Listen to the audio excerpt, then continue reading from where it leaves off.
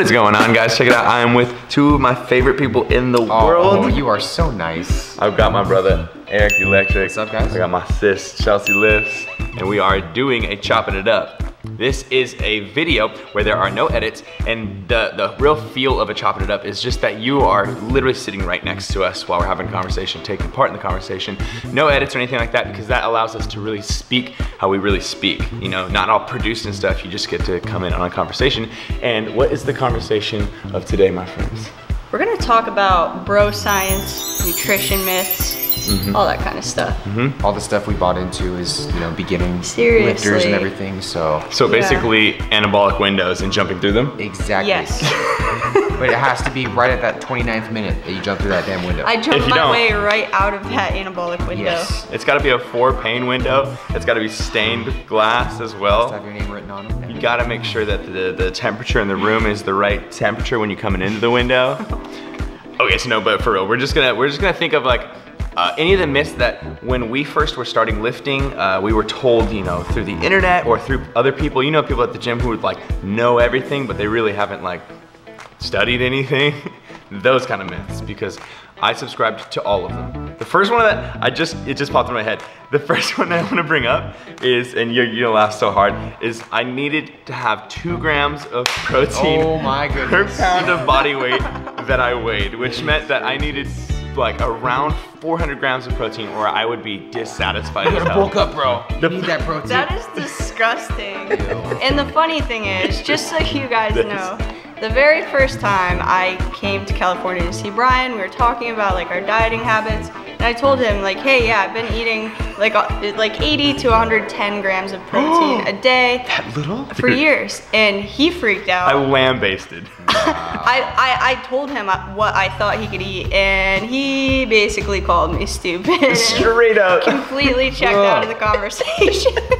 I was like, in the politest way I can say, Chelsea, that is ridiculous, and that's stupid. Yeah. Your body works that way, maybe. My body knows that it needs 400 grams of protein. So, my goodness. Like legit, I didn't even let her, I didn't let you have even like a word in on that one. Yeah, that was back during your chicken thigh and potato days. Every still single do the meal. potatoes, Oh but my gosh. But I guarantee though, we all got that idea because we're all, you know, used to reading Men's Health and everything. Totally. yeah, I love Men's Health. Yeah, it's awesome. I mean, hey, you walk past it and you see that nice little, that caption that says, you need that protein. You gotta get that chicken in. Because if you don't, you are gonna lose your gains. You will. I mean, No. that's why we all kind of subscribed to it when we first lived. I will say, I wasn't eating 300 grams of protein for my like 150 pound body back in the day. Maybe on our occasional cheat days. But, Hey, now. yeah, right? Oh. I was eating, I think I got up to like 165 grams during prep, which it does have benefits, but still, like I hated the food that I was eating because it was so much protein. Yeah, Lord. yeah, so I was kind of in the middle there with that one. What was your remember- highest, Brian? What would you say? Well, I would always, like the highest I ever averaged, like that was a minimum for me to hit was 400. I thought, Oh my goodness. 400 grams of protein. I thought that every single meal also needed to have a certain amount of protein per meal. Oh, yeah, yeah. Just to like make each meal more effective and go straight to the bicep or the pec or something like that. The human body's gonna really work that way. Legit, Well, legit. I Like, mean, the thing with a lot of these, I was gonna say this a little later, but it's relevant here. A lot of these come from fact to a degree. Like it is true that you're going to get a little bit more benefit by reaching a certain threshold, but the reality is for most people, it's so minimal, like it's literally not worth thinking about.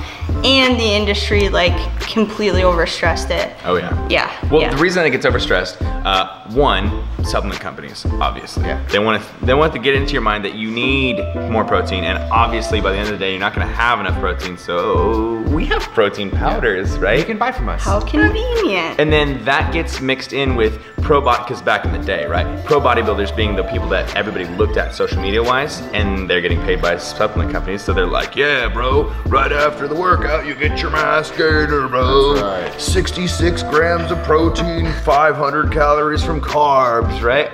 And then that gets pumped into like bodybuilding.com and all the forums, and that's where I resided and was reading. And myself too, included. That's where I tried to, that's where I learned everything. Yeah, I was actually going to school for nutrition when I was really getting into lifting, but the stupid thing was I was on bodybuilding.com too, and then thinking my professor was stupid and like kind of checking out during some of the earlier classes, for sure. Yeah, I started on there too actually, and I fell into the whole 4 or 5 meal, 6 meal, protein-rich meal a day things, and you know, I found myself, you know, I was upwards of like 250 to 300 grams of protein a day. Yeah. I mean, I was a 16, 17-year-old kid. How much weight too? When you're eating that much? Yeah, I mean, I was probably $1.55 soaking wet. So like more than 2 grams. But then again too, I was a 16 to 17-year-old kid like telling my parents I needed this much. So our grocery bill took a huge hit too, because protein, if you go out and you look in all, you know, your grocery stores and everything like that, it costs a lot of money to have to eat all that much protein. I mean, the bodybuilders that are making, you know, supplements companies are giving them all this money, they can do that, no problem. But when it comes down to the average Joe, not so much. So we all forget about that sometimes. And so now here's the truth. I think we should clarify each myth with the truth, right? Like, it's hard to say an exact guideline of how much protein that you need, but I will say that I'm pretty much 200 pounds, give or take a few pounds up or down. And I eat about 130 to 140. Sometimes I'm a little bit shy.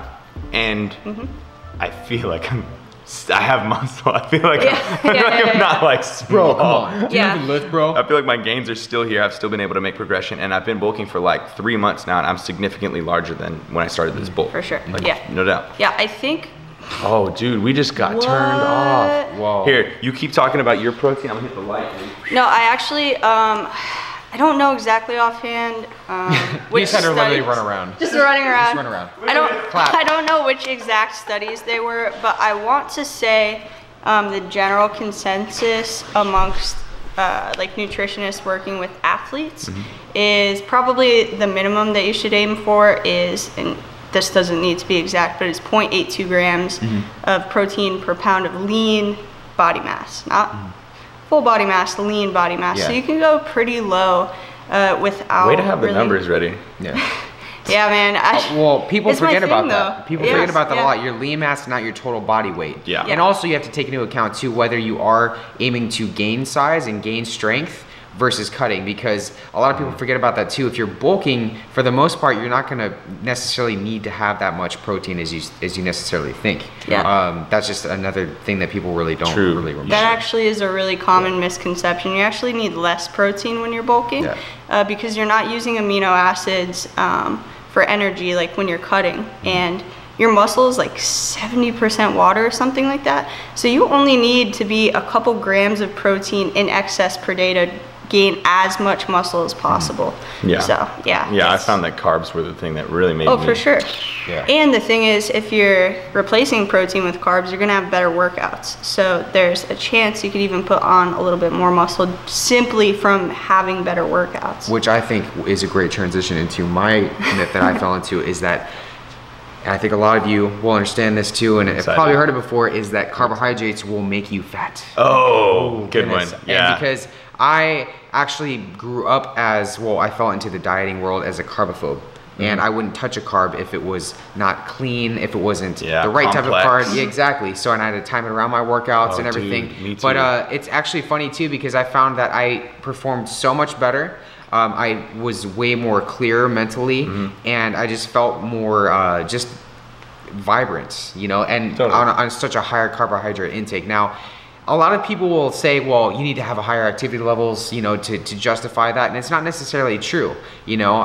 You just have to really take into account your own lifestyle and everything, but I feel like people, they shy away from the carbs because they think it's going to directly lead to fat gain. Yeah. So I was one of those When you people. have more carbs too, your workout's going to be significantly better, which is going to lead to more gains, of course. Right. I want to point out this little stupid, like, I just popped in my head because you were like, yeah, it had to be the perfect type of carb. So many. I was such a like stickler, and I subscribed to this myth so hard that I wouldn't eat certain vegetables because they had too much sugar in them. Yeah. Fruits, never, period. And if you were having a fruit, I would think. Yeah. Oh, that glycemic index, it's actually going to matter. Totally. I wouldn't say it out loud, but I'd be like, like you're not disciplined. Yeah. You're having fruits, like that's all sugar. Yeah.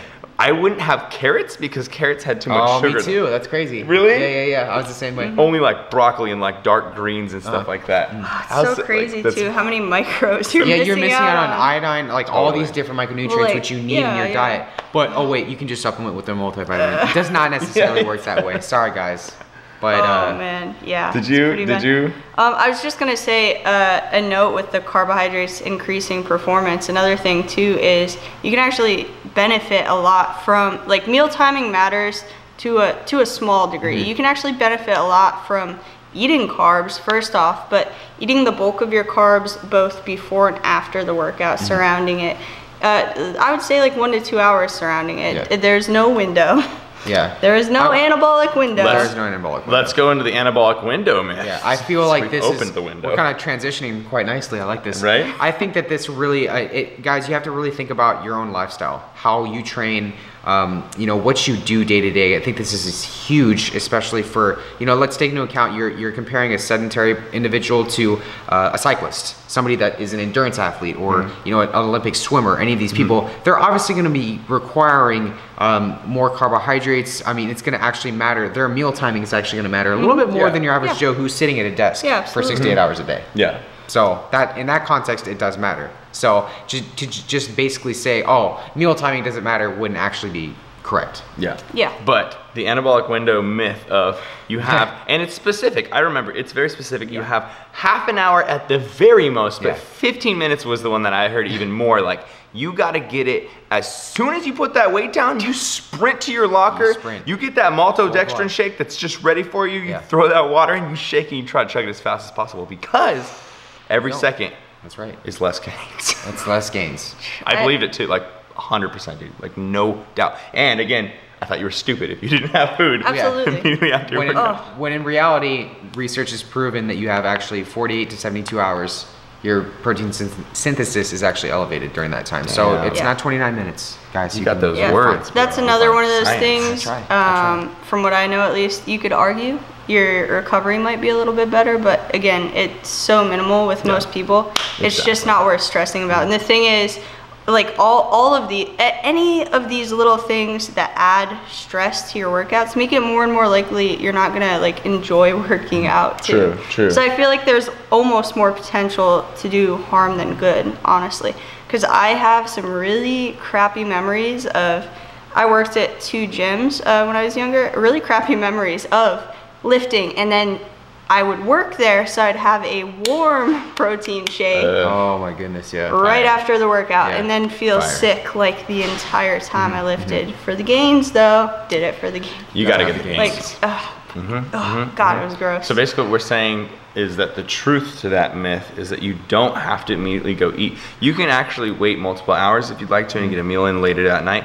I would say that there's a slight difference, like very slight difference if you decide to eat around your workout or not. But I will eat almost like 85% of my calories all at night, and then the other part is just in the morning. And that'll be like here, and the workout will be here, and that's totally fine. Like, I have had no problems at all. Yeah. Obviously, he's had no problems at all. I'm using the fish eye. Okay, we're done. We're done with that. I'm done with that. Not really. What's gonna be best is just paying attention to what you feel best doing. Like, be mindful of it. Pay attention to, maybe eating an hour before your workout makes you feel like shit. If it does, adjust it. Like, just pay attention a little bit. Yeah, and experiment. You can like optimize your own meal timing and all that stuff and just get much better. Yeah, and that's the cool workouts. thing with all of this too, is you can play around with it. You really do. At the end of the day, guys, it's your diet. It's pretty important. It's important to be mindful of what works for you, what's going to get you the best results. I mean, that's what we're all in it for.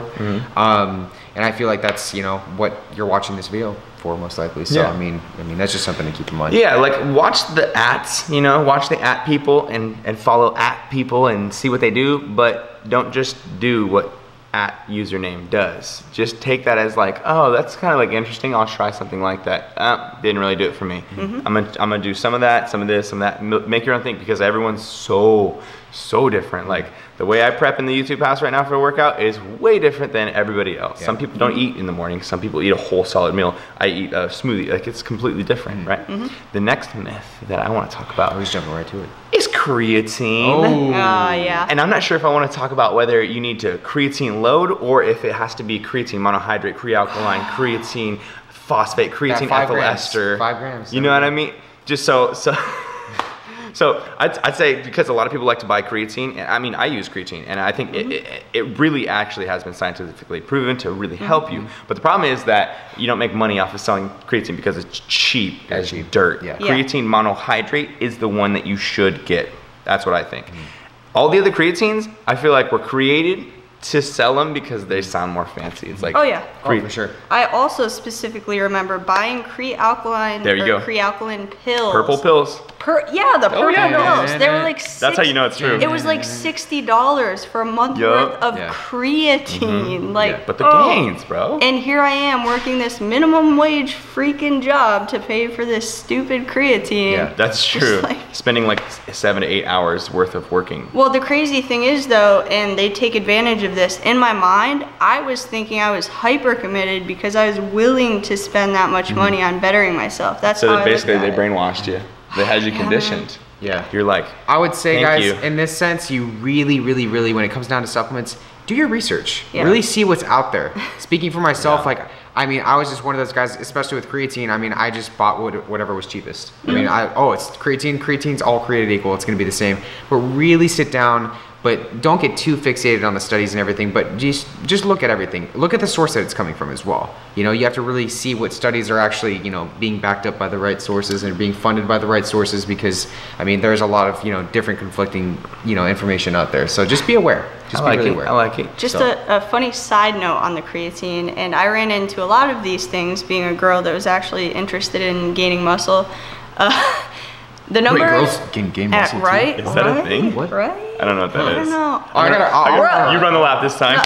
The number of people that looked at me with wide ass eyes when I told them I was taking creatine, oh God, as if I was taking steroids or something, was ridiculous. And I still have girls ask me all the time if they can take creatine. Like I've had a lot of clients during their very first check-in. I send a list of supplements that I'd recommend. They're very basic, like some sort of EFA source, creatine, and a couple other like kind of optional ones if you want to spend the extra money. And I would say like 50% of the time my female clients immediately ask if they can take creatine. It's no different between males and females, and there are a lot of like myths there as well. I feel like in fitness, That's a good point. People try to really like separate male and female, like diet and training. And yes, obviously we're gonna work with different weights and eat typically less food because we're smaller, but like the programming, the things that actually work doesn't change, and girls can take creatine without. That's a good one. Yeah, the myth of creatine being something hormonal that you should take. Creatine is not hormonal at all. So myth busted there. And I personally, if you're just listening to me, creatine monohydrate, that's what you should buy. It's freaking cheap and effective, and everything else is just stuff that they're like, let's put a spin on it and then pretend that it's cool. Then the last little thing about creatine is we'll go through this one really quickly, but the myth that you need to creatine load, which is like the idea of you have to take like, I think it's 20 grams of creatine every single day for like 7 days before you drop down to the regular dose, which is 5 grams a day, so that it can like build and accumulate inside of your muscles and work in the muscle factories and become the biggest creatine monster in the world. That's not true. You know what that is? That's a great way to have you consume a month's worth of creatine in a week. Yep. Literally. You see that? Supplement companies. There we go. Yeah, be careful with supplement companies. I think we should address one that is very, very common, at least that I've heard of a lot, and that is, it's debatable, and it will always be debated whether you can build muscle and lose fat simultaneously. Oh, okay. So I will say, based on the research that I've seen, it is, believe it or not, what you've heard, it is true. You can do both. Now, it's really important, again, to take this into context of whether you're a beginner, you're an intermediate lifter, you're an advanced lifter. Listen to them. And also, well, I wish everybody would do that, but I mean, it's easier said than done. But also, too, whether you're enhanced or you're that fake natty type of person. But again, guys, I think I was one of those guys that, you know, I started lifting. I had a little bit extra stomach fat, and actually I had a little bit more than an extra. But I started lifting, and that was my goal. But I was overweight.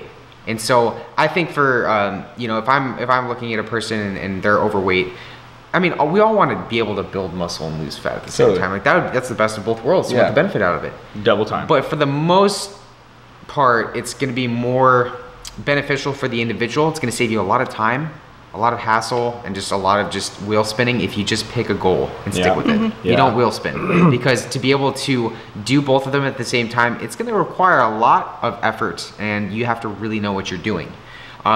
People that are enhanced are able to really do that because they're on, obviously, substances. So that's another separate topic that we dive into, but that's pretty much what you need to know. But yeah, pick a goal and stick with it. You know, if you are overweight, granted, you know, it's really all individual, but you know, you should aim to lose fat. If you are a skinny guy that thinks he needs to, you know, still for some reason lose fat, bulk up.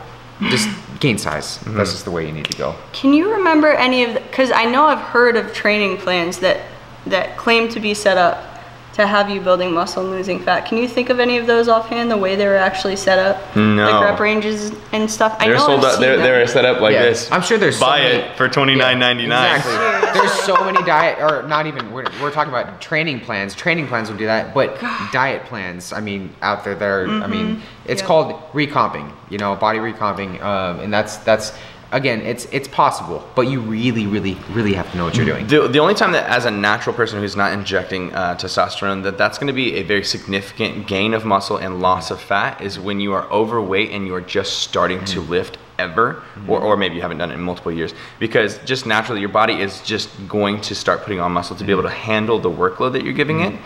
And if you're eating in a deficit, you are going to be losing weight. That's pretty much the only time you're going to see a significant amount, because when you're eating in a deficit, usually, especially if you've been lifting for multiple years, you're in a deficit. Like, you don't have building blocks in clay to build this castle with. Like, you got to work on clearing the weeds first. Well, you know what I mean? You're already building muscle very slowly when you're in a surplus. So like the chances of you building that muscle think about that. while in a deficit are just so slim. It's crazy. I do want to add one myth and call you out on something. I think I remember you telling me it's a bro thing. I think I remember. You bros. I was the biggest myther, so I believe whatever you're about to tell me. So first of all, I want to talk about no carbs past 6, but I think I remember you getting up in the middle. You said you got up in the middle of the night to take shakes. No, you didn't. Chelsea remembers. Chelsea remembers freaking everything, dude. Right She's like an elephant with memory. Goodness gracious. Yeah, no, I would keep a damn protein shake or a mass gainer next to my bed. And eventually I got a mini fridge, which made it even better. But I would wake up in the middle of the night because I'd have to pee naturally. And I was like, perfect. I can double time. I'm already gonna wake up at 2, 3 to pee, and then I can just grab that mass gainer. And because my body is going through sleep, I'm probably getting catabolic around 2 to 3 hours into sleep. You totally get catabolic. Drink that, gains keep coming, sleeping it out. You know the irony of that. I'm assuming at the same time you were believing that you couldn't have carbs past 6. No. I've never been like that. I'm an eater. Okay. I got you. Well, I guarantee there were people that were believing both of those. Yeah, I was one of those people for sure. Thinking they couldn't have carbs past 6, and then slamming a mass gainer with like 100 grams of carbs at 3 in the morning. It's so funny. Doesn't really add up. But to talk about that one, I think it's been talked about quite a bit, the no carbs past 6. Like that it's so far disproven. Man, I don't know. Like, there are so many good examples of people who can eat not only carbs but the bulk of their calories at night. Your body's in it. You're fasting essentially when you go to sleep. So your body is replenishing itself. I mean, your body builds muscle. I mean, assuming you're in a surplus when you're at rest. I mean, I think that's the best time to nourish your body, and, you know, obviously not overfeed, but obviously, you know, you need to get glycogen into your muscles to replenish itself. I can't even remember where that started from. I don't know if it was that you were like raising your insulin and then not doing anything, or just taking calories in. I would say that's anything. probably why. I mean, it's if your insulin levels are spiked, you're just gonna gain fat, which again, I mean, is not true. Totally. That's another one of those things I feel like if you're listening to, you really could sabotage yourself, because if you're not eating, you're not getting a lot of the benefits that come along with eating. Like carbs release serotonin, so one reason a lot of people like eating right before bed is it releases that and it helps them actually fall asleep and like rest better. Yeah, you guys are murdering this right now. Totally. Well, this applies to me specifically because I mean, I take in roughly around 3,500 to 4,000 calories a day, and if I were to track, I've been tracking pretty loosely, but I'd say my last meal is like 350 to 400 grams of carbs in it. I mean, I'm a huge cereal guy. I love my cereal, and I usually have like a half box of cereal before I go to sleep. Right before bed. And it's like it helps me fall asleep. I don't wake up a blimp. I mean, that's just the way. It's just the way the human body works. I feel like when I eat carbs at night, right before bed, I actually wake up feeling completely better, more tight, more filled out. Like I wake up and I'm like, man, my arms feel pumped. I'm not even doing anything, and then the workout's way better. Yeah. So the myth busted is that you can eat whenever you want to. Legit, take it from me, and then come to me and complain if it doesn't end up being that way, because I guarantee it's going to be that way. And if you don't want to complain to him because you're afraid he's going to kick your ass, just complain to me. Yeah, he's got you. That's all it takes. One of the other ones I want to, because we were already kind of touching on it, is just the idea that catabolism happens. Yeah. And catabolism, for those of you that don't know, is the idea that anytime you feel hunger happening, as soon as you feel that hunger, that is your body starting to break down your muscles for amino acids, because it's eating itself because there's not enough nourishment inside of your body. So you're literally just eating your muscles away. I got so subscribed to this that I would literally have food on me at all times, and I would leave social situations and stuff. Like if I was hanging out with people, like a party or something, I'd be like, nope, I'm getting hungry, I have to go. I would have almonds in all of my pockets anytime I'd go into any social situation. Yeah. You could count on me having 60 almonds in my back pocket. I'd be like, oh, you're hungry? And then people would be like, that's disgusting. You have pocket almonds, bro. And they're all like linty. Yeah. Whatever. Your body is not a clock. It doesn't operate like that. We kind of talked about it a little bit in the 6 meals a day and having to have all this protein type. It's just not the way it works. I mean, we all have our individual hunger and fullness levels. I mean, everybody's different, but the biggest thing is you know, you have to really think about listening to yourself, listening to your body. I mean, at the end of the day, that's really what it comes down to in my belief. So listening to when you're truly hungry and when you're truly full.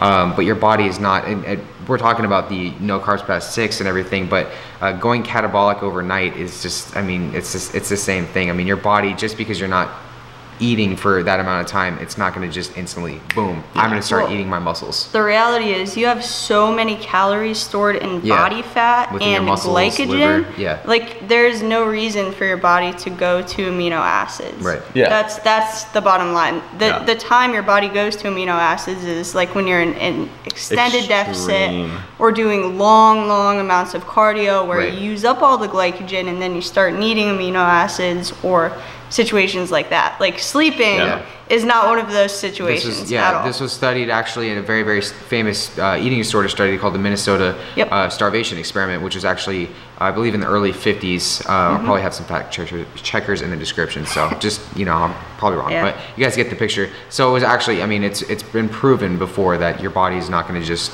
slowly, you know, diminish itself overnight. I mean, you just have like archives of folders and articles inside of you just open them and you're just like, oh, the Minnesota starvation experiment. Those people that had to do some research, man. Ow, and then you have the doctor's name and stuff. Like, geez, bro. No, it's one of those things I've always just liked. Like, that's why I minored in nutrition, and I just genuinely enjoyed studying it because I genuinely enjoyed coaching people and helping them because in a lot of cases there were people with like minor eating disorders and things, and I think that's kind of what got me very, very interested in like learning as much as possible. Low-key shout out, Chelsea has a degree in X-Phys, right? Yeah, minor in nutrition, degree, bachelor's in X-Phys. You don't hear that very often. But the internet tends not to care about. Because she's not, you know, over, you know, 200 pounds with like 8% body fat. She has no idea what she's talking about, everybody. Just because she's not rich, shredded. Fiona. Yeah, 5%, guys. Whatever it takes. Brother. At the end of the day. Oh my gosh. Okay, Yeah. I feel really good about this. Do you guys have any burning myths that's like on the tip of your tongue? Because I know that sometimes happens. Pretty much covered them No. all. Yeah? For the most part. Pretty good. Yeah. Dude, Yeah. I feel like that was such a pimpin' ass chopping it Pimpin'. up. Like that flew out like butter, like vegan butter with a Like hot vegan knife, bro. butter. Vegan butter. It's actually pretty good though. I hope you guys enjoyed this. There are probably like 100 more myths Yeah, that are sure. circulated There's out so there. many. I would like to dispel more. So